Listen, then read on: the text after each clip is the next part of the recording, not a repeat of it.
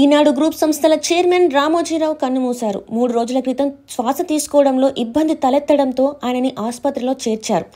పరీక్షలు చేసిన వైద్యులు స్టంట్ వేయాలని సూచించారు. వైద్యులు చెప్పినట్టుగా స్టంట్ వేసిన తర్వాత ఆయన పరిస్థితి కాస్త క్రిటికల్ అయింది.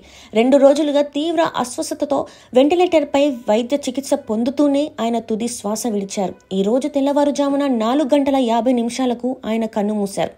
రామోజీ ఫిలిం సిటీలోని నివాసానికి ఆయన పార్థివ దేహాన్ని తరలించనున్నారు. ప్రస్తుతం రామోజీరావు వయసు 88 ఏళ్లు.